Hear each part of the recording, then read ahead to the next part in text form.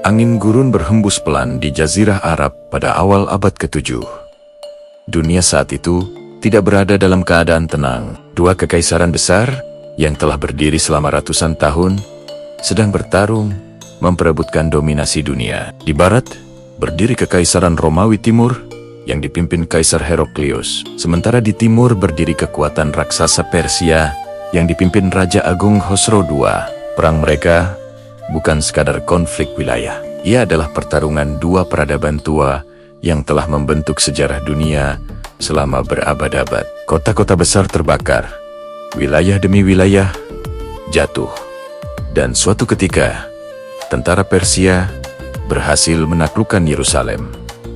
Dunia percaya Romawi telah kalah selamanya. Namun di tengah kekacauan itu, di kota kecil bernama Makkah, sebuah wahyu turun kepada Nabi Muhammad. Wahyu itu mengabarkan sesuatu yang bagi banyak orang terdengar mustahil. Romawi yang baru saja kalah akan bangkit kembali dan menang dalam beberapa tahun. Nubuat itu menjadi bahan ejekan bagi musuh-musuh Islam. Bagaimana mungkin kekaisaran yang sedang runtuh akan kembali berjaya? Tetapi sejarah bergerak dengan caranya sendiri. Tidak lama kemudian, Kaisar Heraklius memimpin serangan balasan yang dahsyat. Pasukan Romawi bergerak menembus wilayah Persia dan menghancurkan kekuatan lawannya. Nubuat itu terbukti. Dunia menyaksikan bagaimana sebuah ayat Al-Quran menjadi kenyataan. Di saat dua raksasa itu saling melemahkan, sebuah kekuatan baru sedang tumbuh di padang pasir Arab. Islam perlahan menyatukan suku-suku yang selama baru berdebat, hidup dalam persaingan dan peperangan. Ketika Nabi Muhammad mulai mengirim surat kepada para penguasa dunia, salah satu surat itu sampai kepada Raja Persia. Riwayat menyebutkan bahwa surat itu dirobek oleh Kisra Persia sebagai bentuk penghinaan. Nabi kemudian mengucapkan doa bahwa kerajaan Kisra akan dihancurkan. Beberapa tahun setelah wafatnya Nabi, pada masa kepemimpinan Khalifah Umar ibn al-Khattab, pasukan Islam bergerak menuju timur. Pertempuran besar terjadi di Qadisiyah. Gurun berubah menjadi lautan debu dan darah. Tentara Persia yang selama berabad-abad dianggap tak terkalahkan, mulai kehilangan kekuatan. Pertempuran demi pertempuran berlangsung, hingga akhirnya benteng terakhir Persia runtuh. Kekaisaran Sasania yang pernah menjadi salah satu pusat kekuasaan dunia, akhirnya berakhir. Ramalan Nabi tentang runtuhnya kerajaan Kisra menjadi kenyataan. Namun, kehancuran kekaisaran itu tidak berarti kehancuran bangsa Persia. Justru dari titik inilah sebuah kisah baru dimulai. Bangsa Persia perlahan menerima Islam dan menjadi bagian dari peradaban baru yang sedang berkembang pesat. Dalam beberapa abad berikutnya, wilayah Persia berubah menjadi pusat ilmu pengetahuan.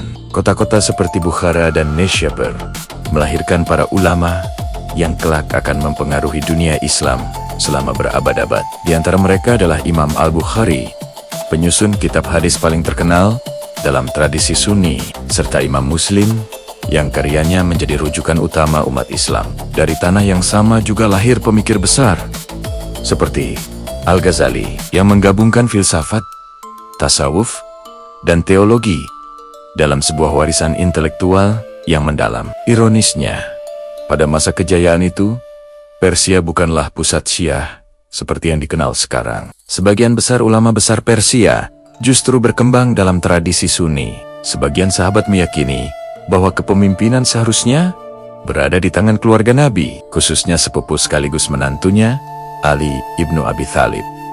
Dari sinilah muncul kelompok yang dikenal sebagai Syiah Ali. Ketegangan politik ini mencapai puncaknya pada tahun 680 M di sebuah tempat bernama Karbala. Di sana, cucu Nabi, Husain ibnu Ali, bersama pengikutnya menghadapi pasukan besar dari kekuasaan Umayyah. Pertempuran itu singkat, namun tragis. Husain gugur di padang Karbala. Peristiwa ini meninggalkan luka mendalam yang membentuk identitas spiritual Syiah selama berabad-abad. Bagi banyak pengikutnya, Karbala bukan sekadar sejarah. Ia menjadi simbol pengorbanan melawan ketidakadilan. Berabad-abad berlalu, dunia Islam mengalami perubahan dinasti, perang, dan transformasi besar. Hingga akhirnya, pada awal abad ke-16, muncul seorang pemimpin muda yang mengubah arah sejarah Persia secara drastis. Namanya Shah Ismail I. Ia mendirikan dinasti Safawi dan mengambil keputusan yang akan membentuk identitas Persia hingga hari ini, menjadikan Syiah Imamiyah sebagai mazhab resmi negara. Sejak saat itu, wilayah yang kini dikenal sebagai Iran berkembang menjadi pusat dunia Syiah. Keputusan itu tidak hanya bersifat keagamaan, tetapi juga politik. Di barat Persia berdiri kekaisaran besar lain, Kesultanan Utsmani yang menganut Sunni. Rivalitas antara Safawi dan Utsmani berlangsung selama berabad-abad. Perbedaan mazhab berubah menjadi garis batas geopolitik. Sejak saat itu pula, hubungan antara Persia dan Syiah semakin kuat. Identitas negara, budaya, dan agama saling bertaut dalam satu kesatuan yang sulit dipisahkan. Waktu terus bergerak hingga memasuki abad modern. Pada tahun 1979, sebuah revolusi besar mengguncang Iran. Monarki yang telah berkuasa puluhan tahun runtuh. Seorang ulama bernama Ruhollah Khomeini kembali dari pengasingan dan memimpin perubahan besar dalam sistem politik negara itu. Iran berubah menjadi Republik Islam yang berlandaskan teologi Syiah. Sejak saat itu, Iran memainkan peran besar dalam geopolitik Timur Tengah. Dari Lebanon hingga Irak, pengaruhnya terasa kuat. Negara itu memposisikan dirinya sebagai kekuatan yang menentang dominasi Barat dan sekaligus sebagai pelindung komunitas Syiah di berbagai wilayah. Di tengah dinamika politik ini, sebagian orang mulai mengaitkan Persia dengan narasi akhir zaman dalam tradisi Islam. Beberapa hadis menyebutkan munculnya panji-panji hitam dari arah timur menjelang kemunculan Imam Mahdi. Sebagian ulama menafsirkan wilayah timur itu sebagai Khurasan, sebuah kawasan besar yang dalam sejarah mencakup wilayah Persia. Namun, penafsiran ini tidak tunggal. Banyak ulama menegaskan bahwa hadis-hadis tersebut memiliki berbagai tingkat keabsahan dan tidak dapat digunakan untuk menentukan peristiwa politik modern secara pasti. Dalam teologi Syiah, Imam Mahdi diyakini sebagai imam ke-12 yang haid dan suatu hari akan kembali untuk menegakkan keadilan di dunia. Dalam tradisi Sunni, Mahdi juga diyakini akan datang menjelang akhir zaman, tetapi tidak dalam konsep haid sejak abad ke-9.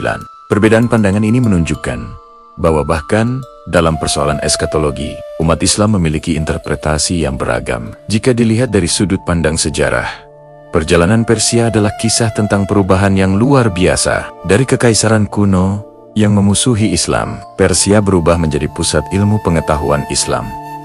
Dari wilayah yang dahulu didominasi ulama Sunni, Persia kemudian berkembang menjadi pusat Syiah dunia. Dari kerajaan kuno, ia berubah menjadi negara modern dengan pengaruh geopolitik besar. Tetapi Al-Quran tidak pernah menempatkan bangsa tertentu sebagai pusat akhir sejarah manusia. Kitab suci itu berbicara tentang tanda-tanda besar menjelang hari kiamat.